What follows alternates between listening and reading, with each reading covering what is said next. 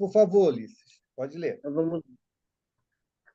Jamais te comprazas no mal feito. Conceda-te o direito de errar, porém exige-te o dever de corrigir. O azedume, a ira, a violência devem ceder-te lugar à alegria, à bondade, à paz. Reencarnaste para crescer e ser feliz. Abandona os caminhos da viciação emocional e galga os degraus que te alcançarão ao patamar da vitória sobre ti mesmo. Quem não doma as más inclinações torna-se vítima do desregramento a que elas conduzem. Obrigado, Ulisses. Alguém gostaria de comentar a lição? Muito boa essa lição.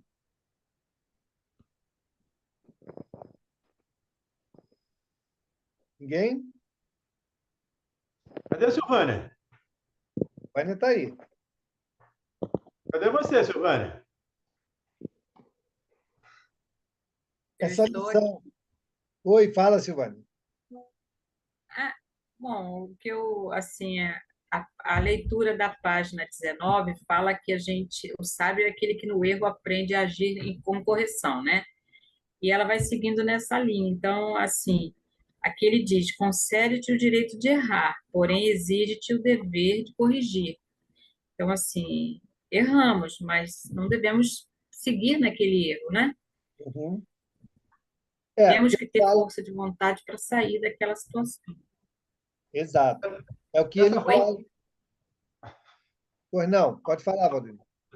Essa fala da Silvânia é muito interessante, porque muitas pessoas não se dão o direito de errar. Sabem que erram, mas acabam se culpando, se punindo por cometerem erros. E isso é um grande equívoco. Nós, espíritos imperfeitos, ainda cometeremos. Não só um, mas cometeremos inúmeros erros. Então, essa lembrança aqui da Silvana é interessante de lembrar que nós temos a possibilidade, não é de direito, mas a possibilidade de errar. Mas não precisamos ou não devemos nos comprazer no erro e nem nos punir porque erramos. Esse era o ponto que eu ia ressaltar também, né? A questão de não se comprazer com o mal. É claro que nós vamos errar, estamos distantes, muito distantes do acerto absoluto. Mas, desde o momento que a gente reconheça os nossos defeitos, os nossos erros e estejamos dispostos a corrigi-los, estamos no caminho certo. Né? Essa é a proposta. Ninguém vai sair daqui com tudo ajeitado, né? Tudo acertado. Mas o que nós não podemos é achar que estamos fazendo erro e ficar por isso mesmo. Não, está tudo bem. Eu sou assim mesmo, vamos em frente. Não. A gente deve buscar, sim, a corrigenda. Diga, Carlos.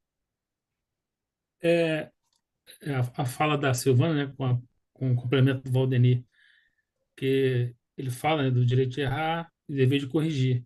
Mas lá no final, quando ele fala quem não doma as más inclinações torna-se vítima do regramento a que elas conduzem. A pessoa que se cobra muito não acaba caindo nessa última também? A pessoa que se cobrando, se cobrando, se cobrando e acaba não conseguindo domar as más inclinações, né? Pode ser. A autocobrança em exagero, tudo em exagero, é ruim. Até a água em exagero, né? Eu estava bebendo minha aguinha aqui agora, até a água em exagero é ruim. Então, pode ser que isso aconteça sim. Eu acho, o Valdemir tem quilômetros de mais conhecimento do que eu. A minha observação nesse último parágrafo é a seguinte: ela diz assim: quem não doma as más inclinações torna-se vítima do desregramento que elas conduzem. Então, quando a gente está trabalhando para domar, que eu acho que é isso, é a cobrança, eu me cobro em função do erro já reconhecido, da vontade de corrigir, né? Eu acho que a gente está no caminho de buscar o acerto, entendendo que não vamos vencer na primeira tentativa, né? Vamos tropeçar algumas vezes, né? Até a gente está acostumado a ouvir isso, né?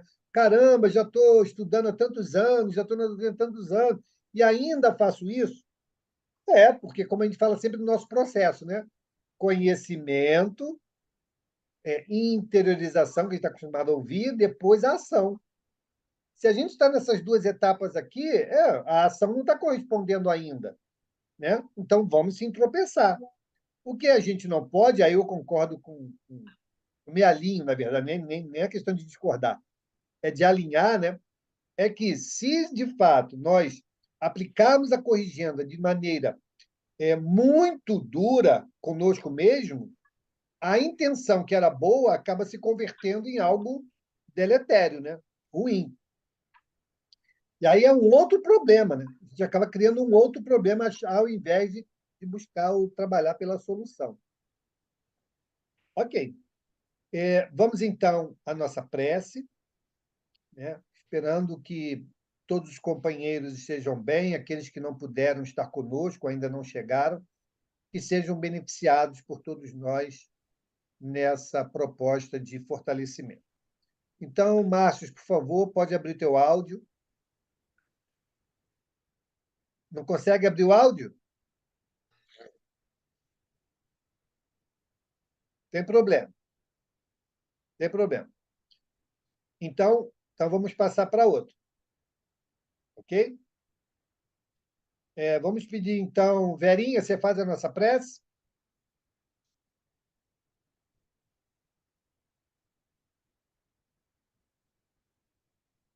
Abre o áudio. É isso. Fácil, sim. Bem singela, mas fácil. Senhor Jesus, mestre de todos os mestres, nós lhe agradecemos por mais este momento e essa oportunidade de estarmos aqui reunidos para aprender um pouco mais nos estudos que vamos fazer. Que possamos receber os ensinamentos, tornar um aprimoramento para a nossa caminhada com fé e esperança. Pedimos pelo nosso grupo para que possamos estar sempre reunidos aqui neste momento tão rico de troca de experiências pelo nosso país e pelas pessoas que sofrem no mundo, assim seja. Obrigado, Verinha. Vamos, então. Faz o teste aí, o Márcio. Está conectando seu áudio ainda.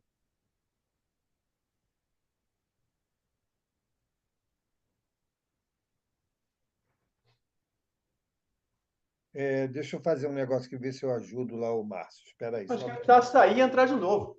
Ele já fez. Já fez?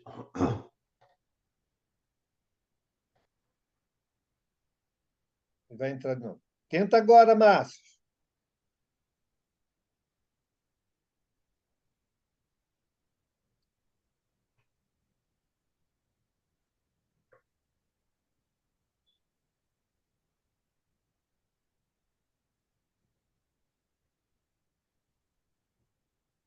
Está tentando conectar.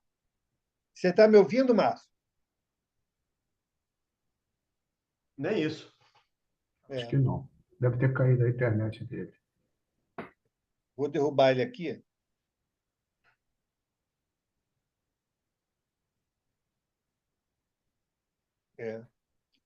Vou derrubar aqui, que aí está tentando entrar de novo, tá vendo? Bom, vamos lá, pessoal. Deixa o Márcio aí, daqui a pouco ele chega. Vamos lá, Ronald. Então, boa noite a todos. Flagelos destruidores. Questão 737. Com que fim fere Deus a humanidade por meio de flagelos destruidores? Para fazê-la progredir mais depressa. Já não dissemos ser a destruição uma necessidade para a regeneração moral dos espíritos, que em cada nova existência sobem um degrau na escala de aperfeiçoamento?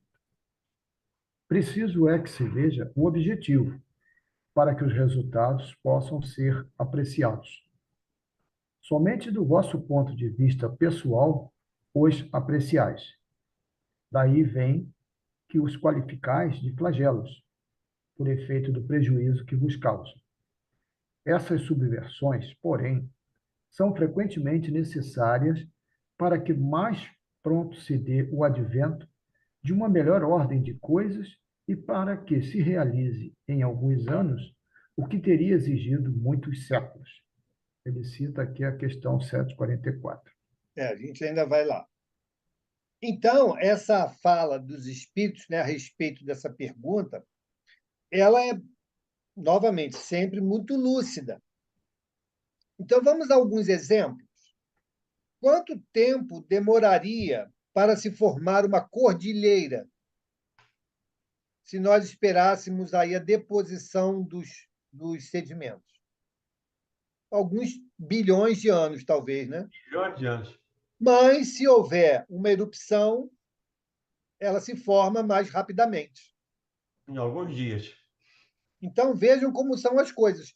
Aí, mas naquela ilhazinha lá, né, morava lá um pessoal. Ah, que catástrofe, coisa horrível. Morreram tantas pessoas, ficaram tantas desabrigadas. É ruim, realmente. Mas é como ele explica aqui. É necessário para que haja a aceleração do progresso. Então, Deus não está castigando ninguém, né? Ah, houve lá uma mudança climática, uma glaciação gigantesca, houve uma mudança. Com isso, o que aconteceu? Houve uma movimentação dos povos que fugiram do frio e foram habitar outros pontos.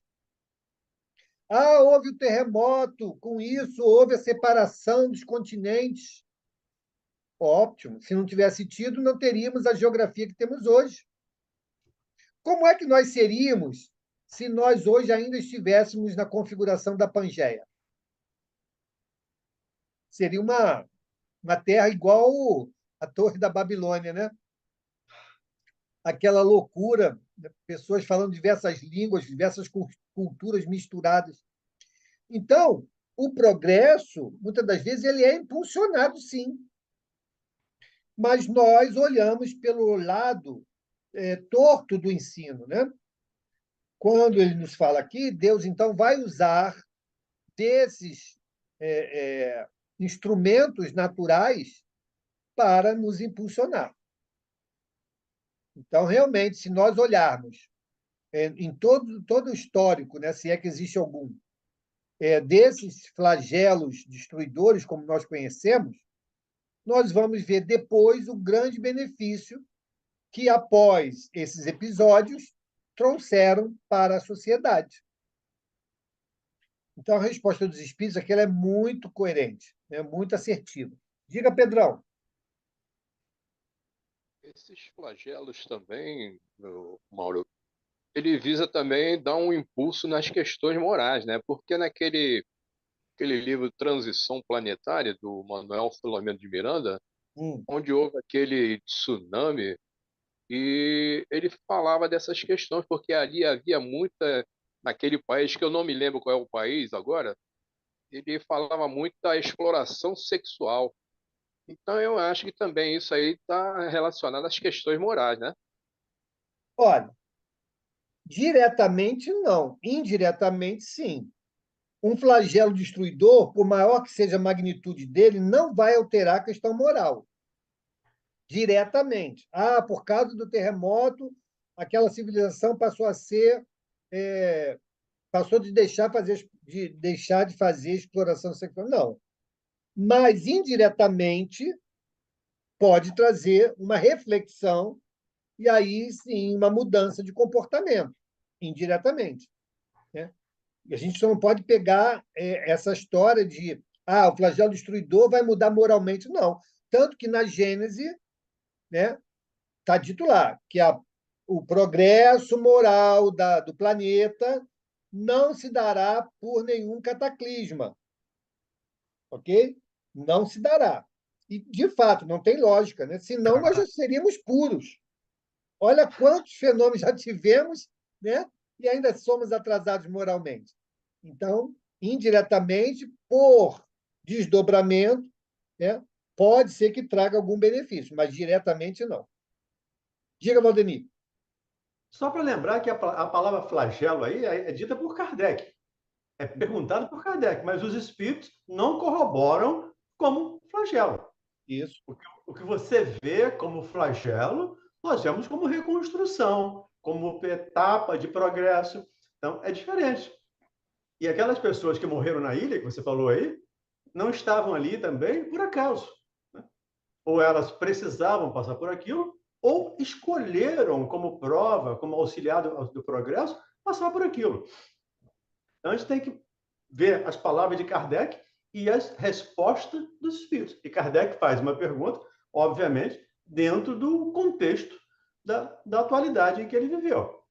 E os flagelos, com toda certeza, ou os cataclismas, né? Não os flagelos, mas os cataclismas, com certeza, já seríamos espíritos puros, né? O planeta já estaria regenerado se fosse só pelos cataclismos, porque é o que nós mais vemos aí no planeta são cataclismos. Diga, Ronald. Não sei se tem muito a ver, mas realmente um pouquinho. Eu li um artigo hoje, estava interessante, que um aluno uma vez perguntou a uma antropóloga o que ela considerava ser o primeiro sinal de evolução de uma determinada civilização, né? Uma cultura, um exemplo. Aí ele esperava que a antropóloga, a professora, fosse dizer a descoberta dos anzóis, das panelas de barro, a pedra de Amolá, enfim. E, para surpresa dele, ela respondeu o seguinte, que o primeiro sinal de melhoramento de uma cultura antiga era você encontrar alguém com um fêmur quebrado e cicatrizado. Porque naquela época, né, quebrou a perna, você virou caça, virou presa fácil. Você não tem meio de se locomover para o seu sustento e você vira alvo fácil. Aí ele, pô, mas como assim? Como assim? Aí, olha, isso significa que alguém conseguiu ajudar essa pessoa no processo de cicatrização, ficou ao lado dela, alimentou-a, protegeu-a.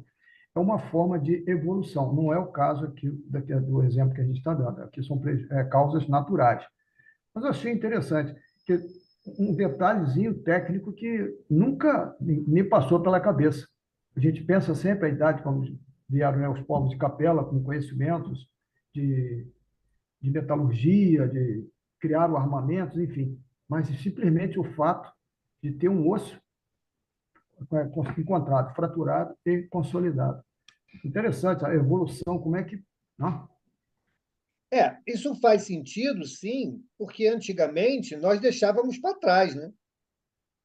Nós abandonávamos para lá e seguíamos em frente. Os doentes, os fracos, os velhos, os acidentados ficavam para trás. Nós não estávamos nem aí. Hoje, não. Hoje, qualquer coisa que aconteça no mundo, existe uma movimentação no sentido de ajudar, né?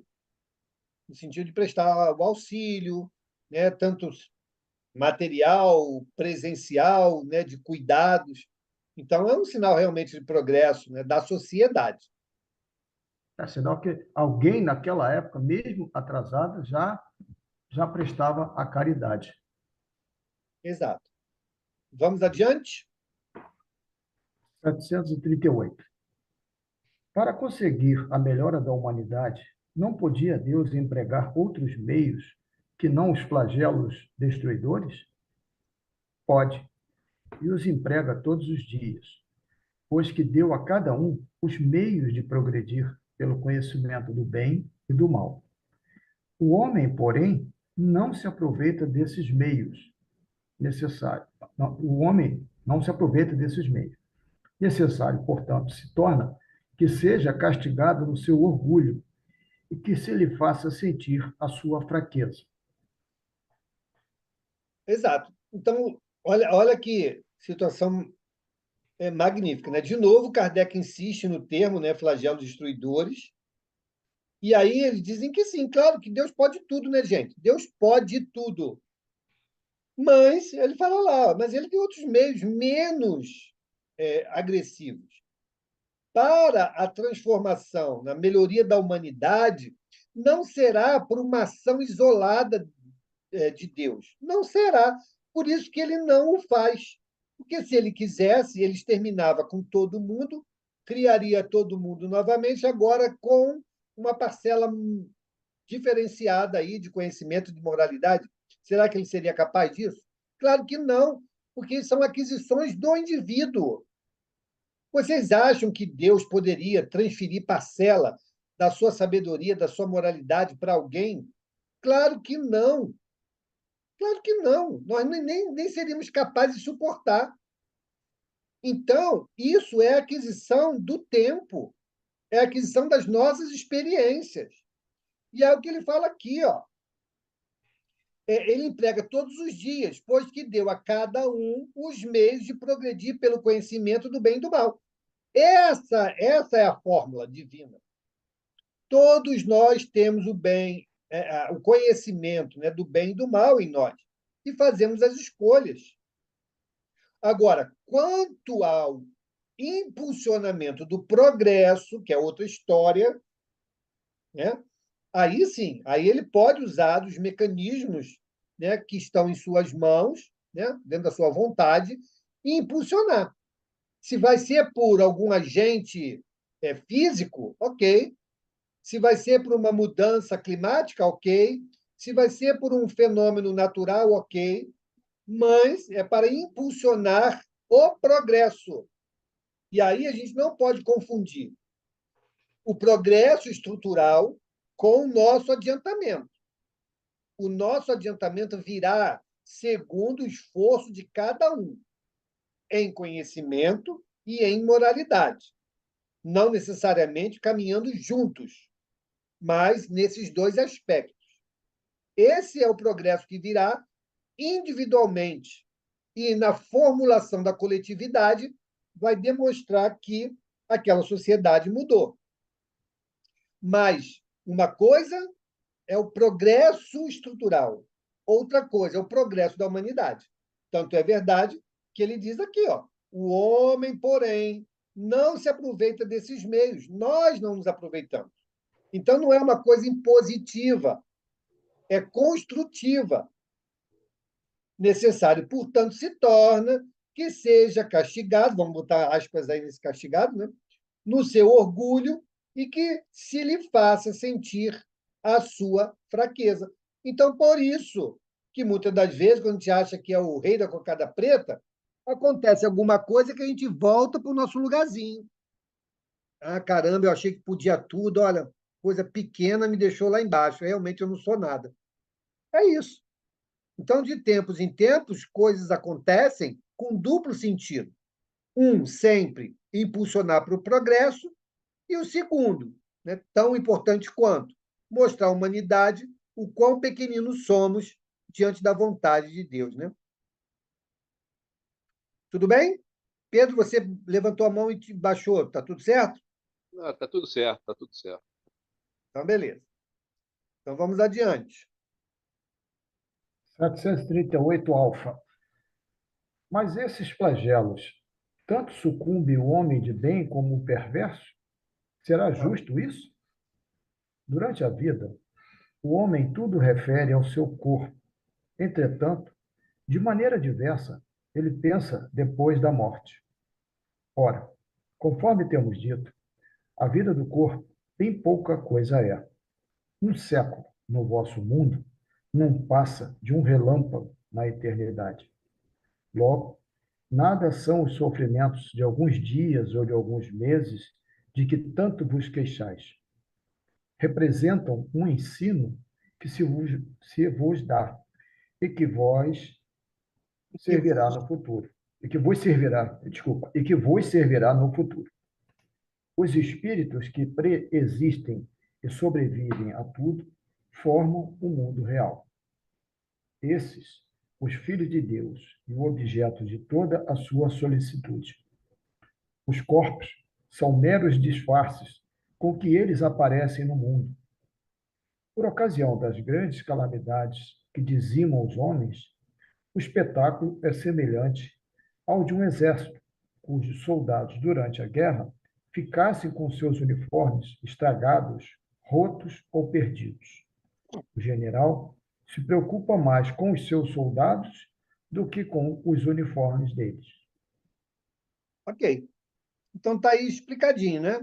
A gente é que não tem essa visão, né? Nós ainda, apesar, né, de estarmos aqui estudando, né, da gente dizer, eu acredito, sim, mas isso ainda não é, de fato, algo sedimentado em nossas almas, né? Porque o dia que for, não que a gente vai banalizar a vida, não é isso não, mas nós vamos dar, de fato, credibilidade ou, em mais importância, ao que, de fato, deve ter em nossas vidas, que é a vida espiritual. Então, quando ele fala que, porque mais morre homem de bem e pessoas más, como o Valdemir falou lá no início, está no script. A pessoa é boa, mas está lá no momento de desencarnar. E a pessoa é má, ou porque a providência divina determinou que seja a hora dele retornar, ou porque, de fato, estava na hora dele retornar. Então, não existe ali erro no planejamento. As pessoas foram reunidas ali, foram reunidas com o propósito de retornar à pátria espiritual. E é o que ele fala aqui. Nós não temos que dar tanta importância a esse período que estamos aqui. Claro que temos que valorizar. Temos que fazer tudo o quanto nos couber no tempo que estamos aqui. Devemos, sim, nos empenhar. Mas se a sineta tocar, está na hora de retornar, retornemos, né? Trabalhando essa questão do apego, trabalhando essa questão da perda, para que a gente possa também se beneficiar quando retornarmos à vida espiritual, não ficarmos ali tempos e tempos remoendo, né? Lamuriando essas situações que ficaram para trás. Então, nós temos que ter essa atenção e esse cuidado. Isso começa desde já. Já aqui temos que começar a criar esse conceito, né?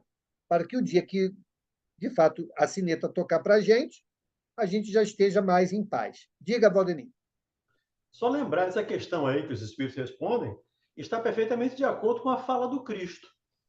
Porque aqui Kardec, os espíritos estão dizendo, vocês valorizam muito os corpos, as coisas materiais, e esquecem o espírito. O que Jesus diz lá é, busque primeiro o reino do espírito. Busque primeiro o reino dos céus. Porque as coisas da matéria vos serão dadas, segundo ele lá, de acordo com a nossa necessidade. Por acréscimo de misericórdia, quando ele fala que os pássaros não semeiam, não colhem, e, no entanto, Deus os alimenta. Então, é o ensinamento de Jesus. Buscar primeiro o reino dos céus. Nós ainda, conforme às vezes eu costumo dizer, nos consideramos corpos que temos no espírito. Aí a gente acaba confundindo essa coisa aqui. Vem a oportunidade, nós não vemos. Achamos que é um grande flagelo, uma grande desgraça, uma morte. Né? A morte prematura, como lá no capítulo 5, né? Morte prematura, aquilo é um caos. No entanto, aquilo é uma bênção.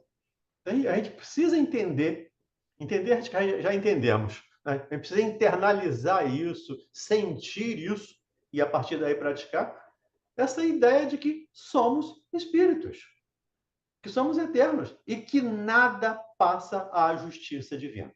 Não tem um ceitil, não tem nenhuma vírgula, um cedilha que passe da lei divina que não se cumpra. Então, da ontem eu participei de um encontro sobre loucura, e ontem? Foi ontem.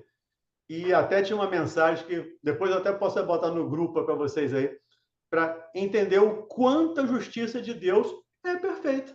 Então, nessas situações, não tenhamos nenhuma dúvida. Nessa e qualquer outra.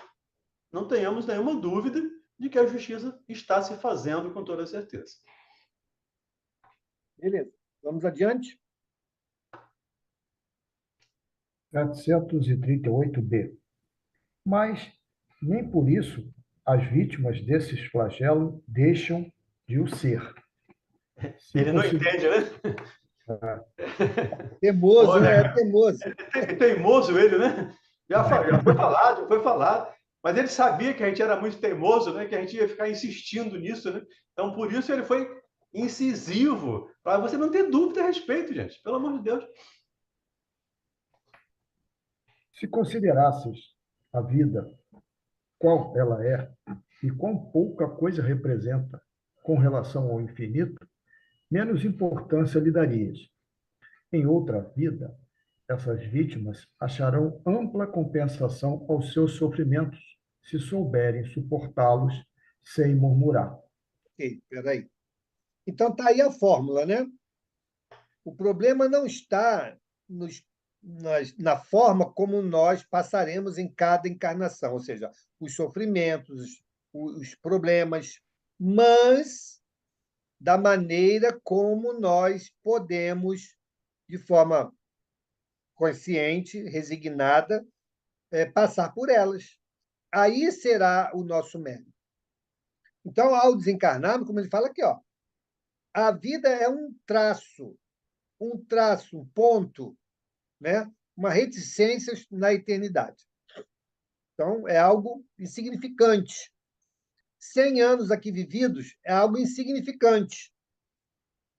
Mas um ano bem vivido significa algo muito grande na eternidade, né? Então, nós temos que ter essa relação de forma mais qualitativa, né? Ah, a pessoa viveu, poxa, viveu só 5 anos, 5 horas. Isso pode representar muito mais do que uma pessoa que viveu 90, 100, 120 anos, né, se comprometendo. Então, essa relação de tempo nós temos que, né, reformular, ressignificar na nossa cabeça. E aí ele vai falar aqui, ó, essa diferença de tempo, ele fala, em outra vida, essas vítimas, como citado como vítimas, como Kardec falou, né? Vítimas porque foi como Kardec falou. Sim. Essas vítimas acharão ampla compensação aos seus sofrimentos, se souberem suportá-los sem murmurar. Se souber suportar sem murmurar. Se ficar murmurando, não vai ter essa compensação. Perde o fruto. Então, isso é demonstração do quê? Do reconhecimento da grandiosidade divina, do amor de Deus, que ele sabe o que é melhor para todos nós. Então, nós temos que, de fato, fazer essa leitura desta maneira. Porque, senão, o fardo é muito pesado, gente. Se a gente não considerar dessa forma, não há resposta que nos traga consolação. Porque aí a gente vai atribuir a Deus as deformidades que nós trazemos conosco.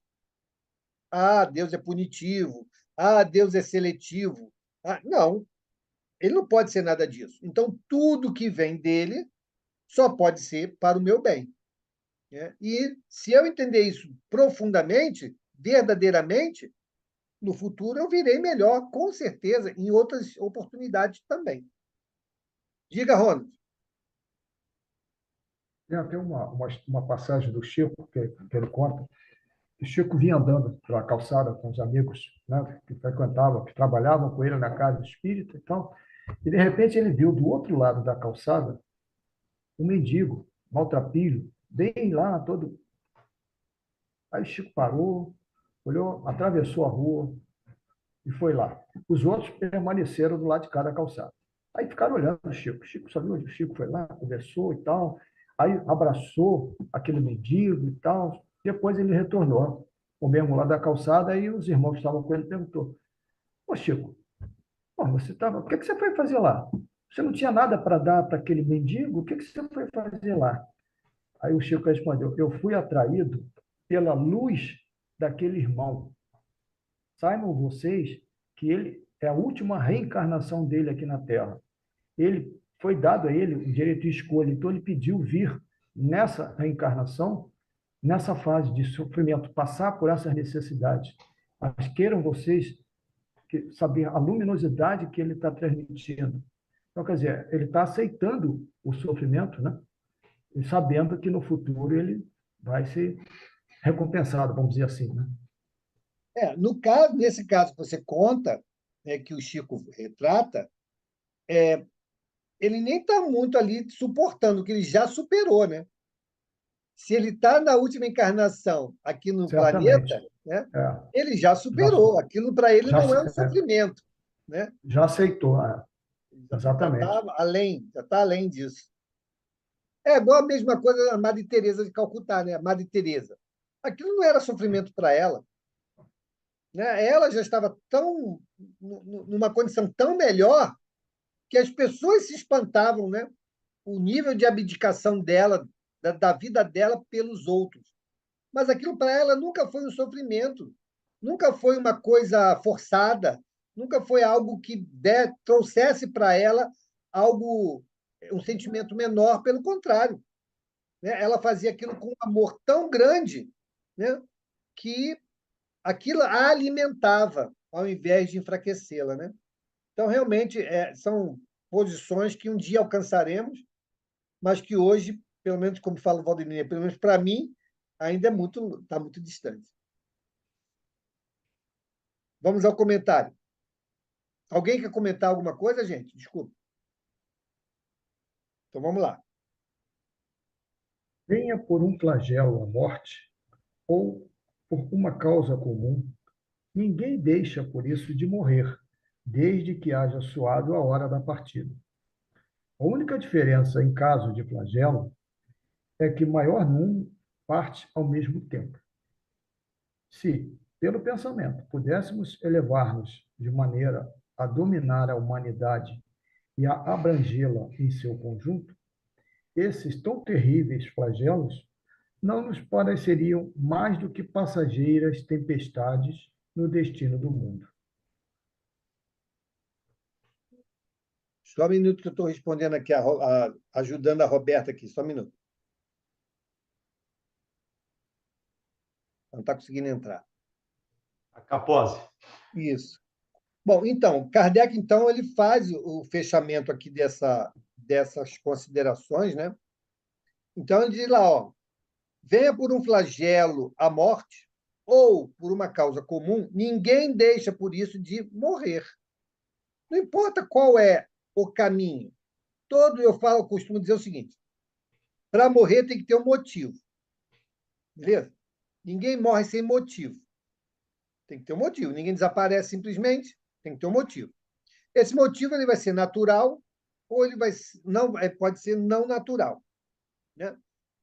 Não importa. A maneira que nós escolhemos desencarnar já está no plano. O gênero do desencarne já está planejado. Ah, vai ser por morte violenta. Ok, morte violenta pode ser por um acidente, bala achada, terremoto, né? O avião se choca no prédio, você está lá, de várias formas, né? Então, não significa absolutamente nada, nem mérito, nem demérito. É o gênero. É o gênero que nós temos que desencarnar, né? Ele continua. Ó, ninguém deixa, por isso, de morrer, desde que haja soado a hora de partida. A única diferença, em caso de flagelo, é que maior número parte ao mesmo tempo. Então, vamos lá, vamos reunir esse povo aqui. Né? Aí a gente escolhe fazer uma viagem, aí dá problema. Aí a gente escolhe ir no circo. É né? o circo de Niterói, né? Ah, que bom, chegou o dia da gente ir no circo. Vamos assistir, aqui estava com tanta vontade, aí acontece. No caso das Torres Gêmeas, né? Teve gente lá que ia para o trabalho e se atrasou, teve gente que não foi trabalhar, teve gente que insistiu, não, tem que ir, eu tenho que ir. Mas você não precisa ir hoje, não, mas eu vou lá, porque eu tenho. Aí acontece. Então, tudo isso, gente, está dentro desse esquema, dentro desse planejamento. Ah, se a pessoa não tivesse ido, nada disso teria acontecido. Teria acontecido outra coisa. Outra coisa. Porque, como ele falou, tocou, não adianta correr. A pessoa falou, pandemia, vamos ficar em casa. Quantas pessoas morreram em casa? E as outras que não puderam ficar em casa, que foram trabalhar, que foram manter, por exemplo, o pessoal do campo, estão vivos aí. E outros desencarnaram também. Então, não existe fórmula. Se fizer isso, vai acontecer aquilo. Não. Vai ser de acordo com a necessidade, com o merecimento de cada um de nós. Diga, Suzy.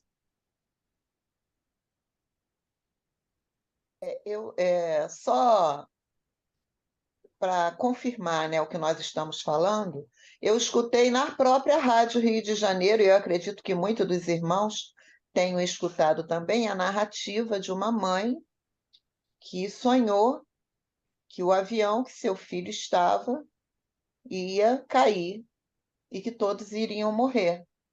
E ele tinha que viajar no dia seguinte. Então ela falou para ele, pediu, implorou que ele não fosse.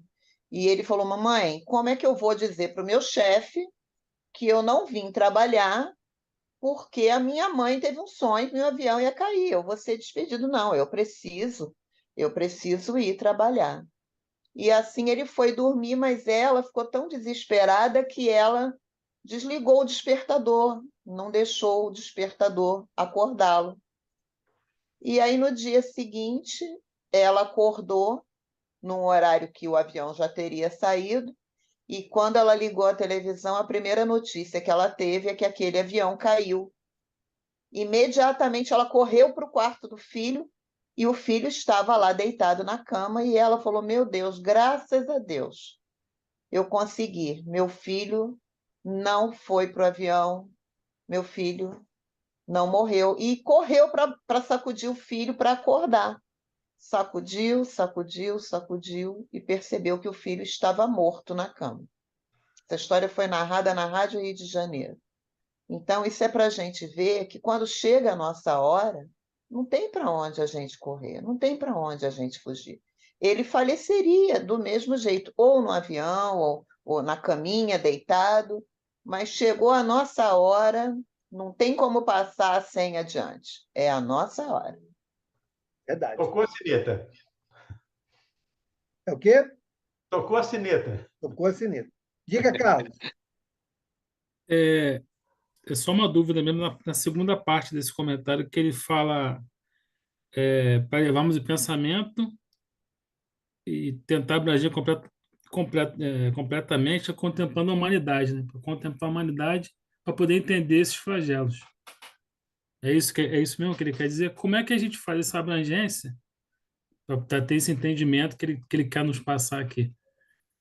Então, ele diz assim, né? Se pelo pensamento pudéssemos elevar-nos de maneira a contemplar toda a humanidade e abrangê-la em seu conjunto, esses tão terríveis flagelos não nos pareceriam mais do que passageiras tempestades no destino do mundo. Então, veja bem, não deixaria de acontecer os flagelos. Ó. Ele não está falando que os flagelos não vão acontecer, ou não aconteceriam. Aconteceriam. Só que a nossa relação com eles mudaria. Como nós estamos discutindo aqui agora, nessa reflexão que estamos fazendo. Se nós entendemos os propósitos pelos quais eles existem e eles ocorrem, a nossa relação com eles vai ser diferente. E enxergaremos a humanidade de forma diferente também. É o que você falou no começo, né? Já falado de conhecimento, interiorização e a prática, né? É o interiorização, né? Que está faltando para a gente aí. Exato. Então, assim, tem tantas coisas que acontecem que a gente, às vezes, sabe e não pode comentar, né? Mas que dá sentido às coisas que estão acontecendo. Né? Pelo menos no mundo, por exemplo. Essa própria guerra que está acontecendo aí, né? Todo mundo toma partido de lado a lado, está acontecendo coisas terríveis, toda guerra é terrível, mas ela pode ser um antídoto para algo que se projetava muito pior. Né? Então, são coisas que a gente não pode divulgar, né? Mas que Deus escreve certo por linhas tortas, não é isso? A gente não tem esse ditado? Então, muitas das vezes, elas vêm acontecer, algo ruim, é um flagelo, mas que reúne ali como se fosse uma limpeza, né? De algo que poderia ser muito pior, com uma expansão e consequências muito piores. Diga, Valdemir. Só para lembrar aí a questão do Carlos, a questão de observar a humanidade é que você veria você mesmo ou as pessoas em várias reencarnações. Esse aqui teve no Vesúvio, esse aqui teve... O Emmanuel. É só olhar o Emmanuel, que conhecemos a história. Foi morto lá, queimado, depois de ficar de cego, foi morto, queimado, e daí hoje. Aquilo foi mal para ele? Foi ruim? Destruiu? Não, em absoluto. A humanidade está toda aí. Lá no livro 50 anos depois, ou é Ave Cristo? Ave Cristo. Né? O Neo Lúcio fala que ele encontra o imperador Nero reencarnado como escravo em Roma. Então, se você pudesse olhar por cima, olhar toda a humanidade, você ia ver toda essa sequência e falar, isso faz sentido, isso tem lógica, isso tem lógica. Mas se a gente pegar um caso, sabendo que Deus é justo e que não privilegia ninguém, vamos pegar o caso do Emmanuel, que nós conhecemos. Nos 50 anos depois, ele morre, né? Aliás, há 2000 anos. Ele morre queimado. Depois ele vem como escravo. Então, foi ruim? Não.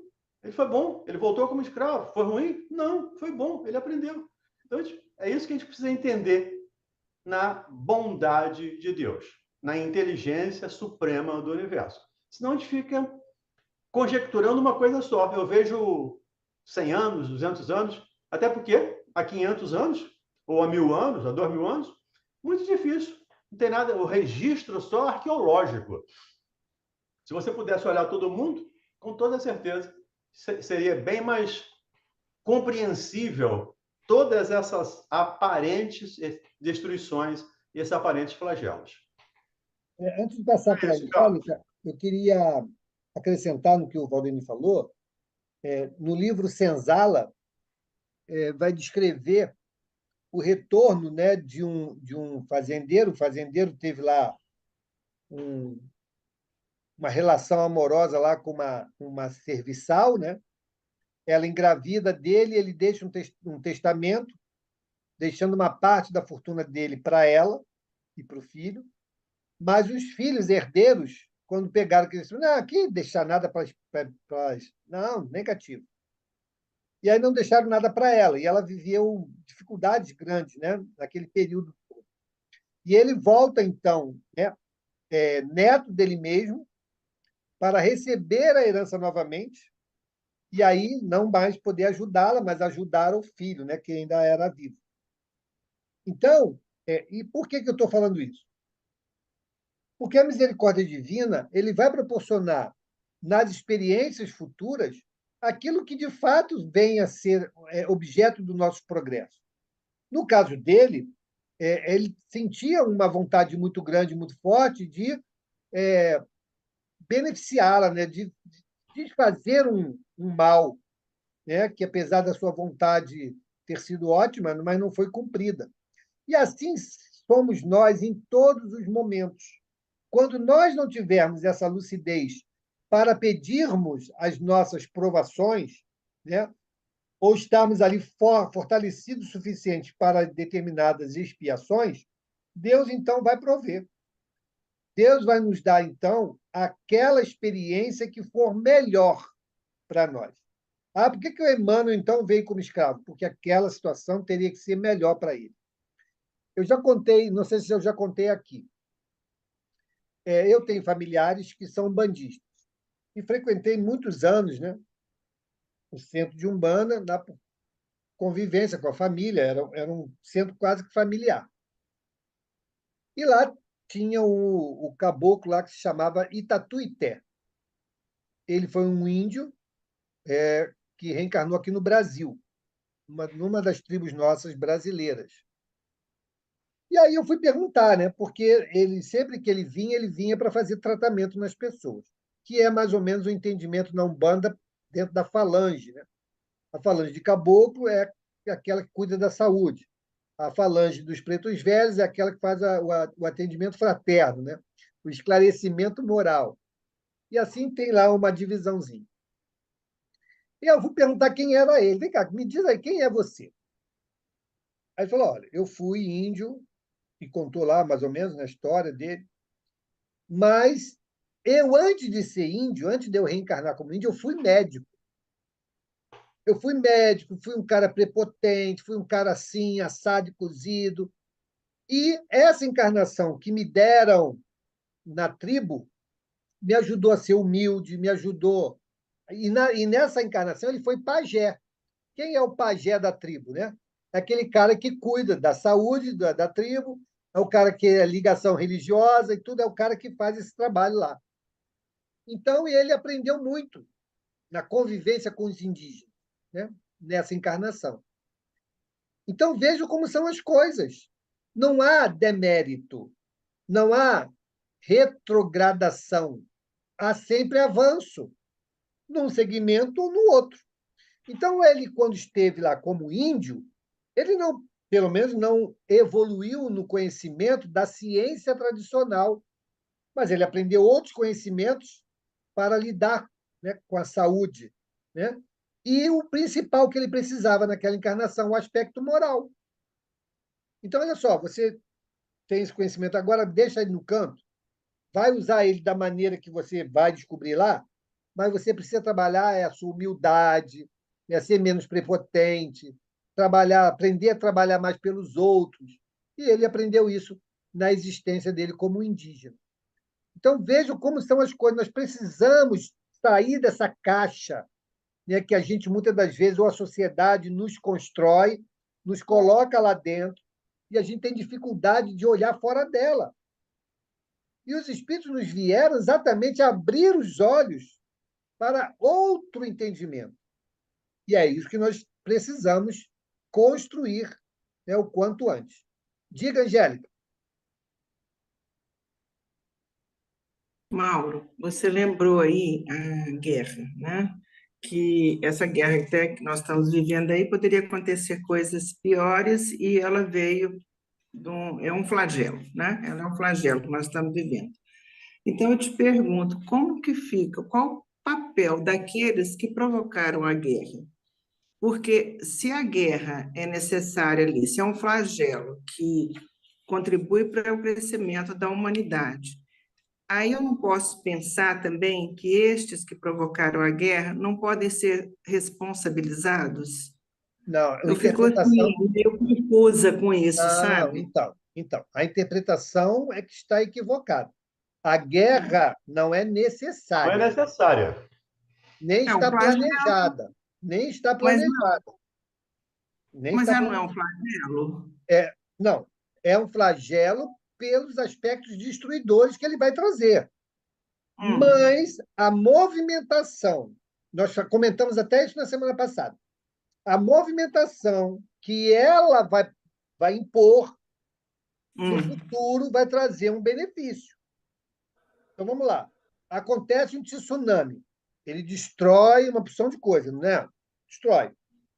Ah, é um flagelo destruidor. De novo, primeira pergunta do dia de hoje. Aos nossos olhos é destruidor.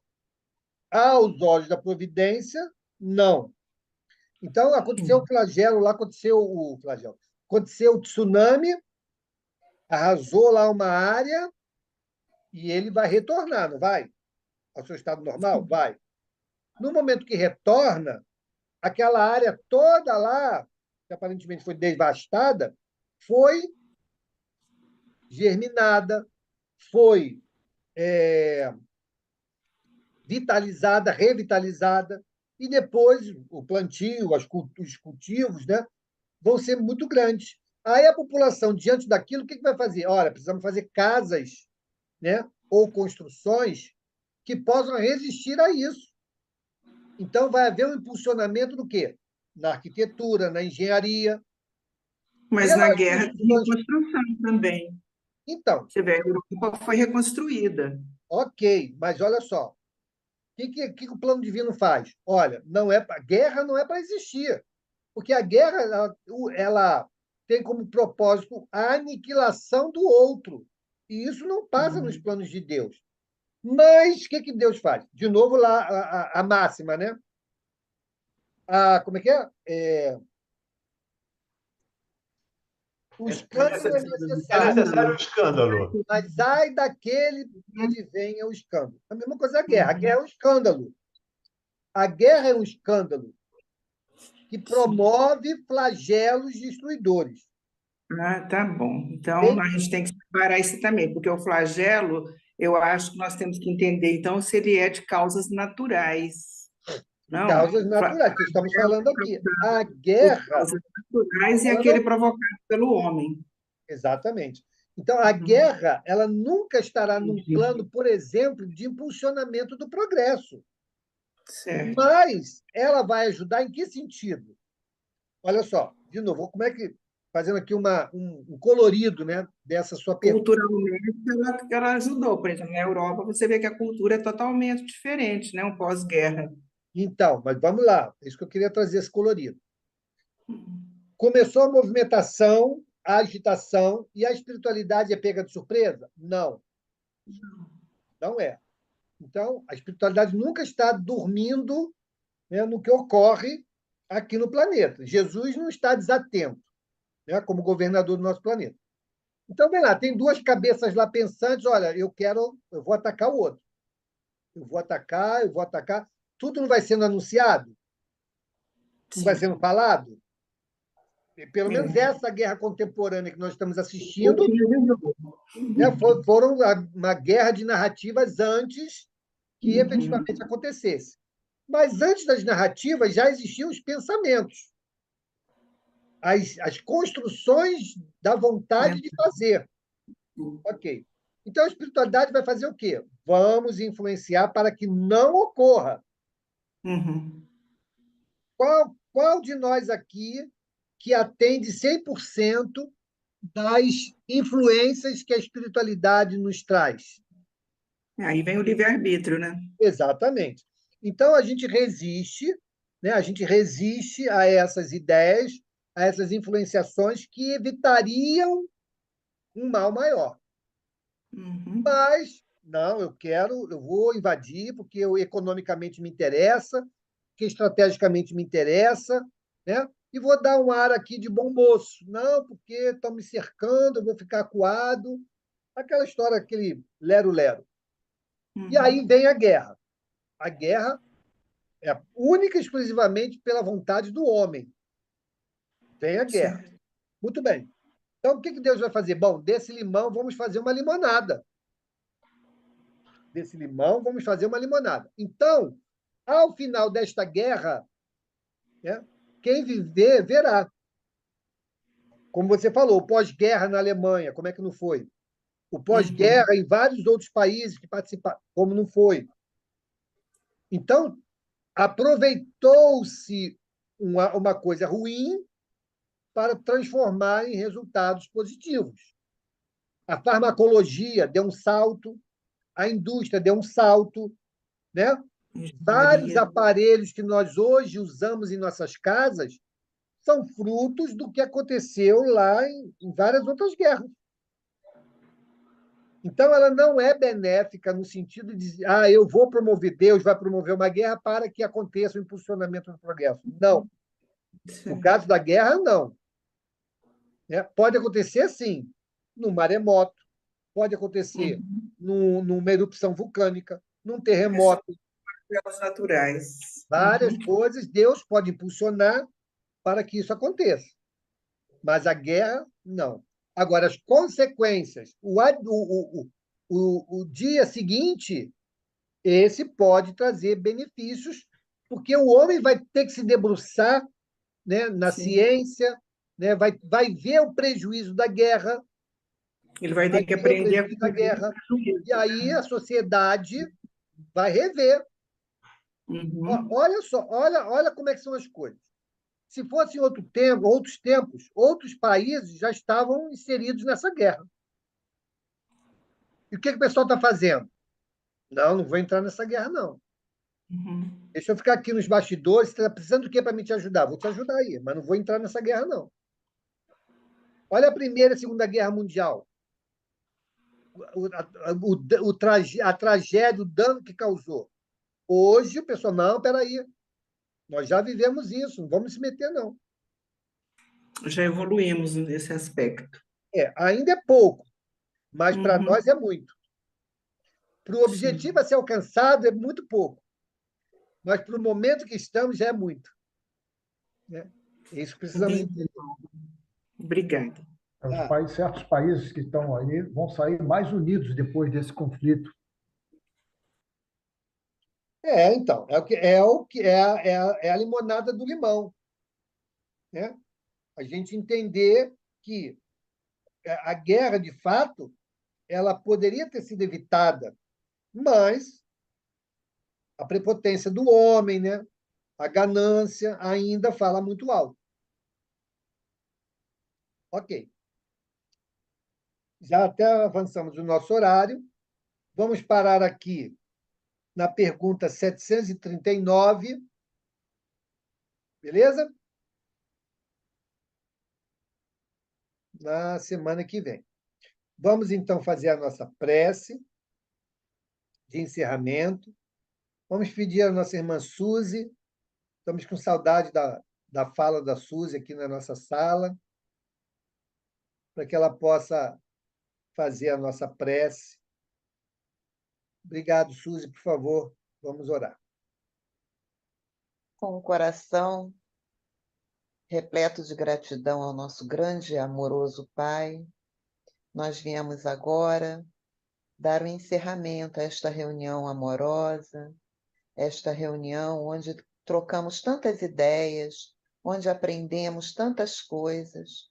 Senhor, que nós possamos interiorizar esses aprendizados, que o nosso espírito possa absorver as informações e que nós possamos, no nosso dia a dia, ainda que de pouquinho em pouquinho, colocarmos em prática cada noção, cada aprendizado, cada lição aprendida.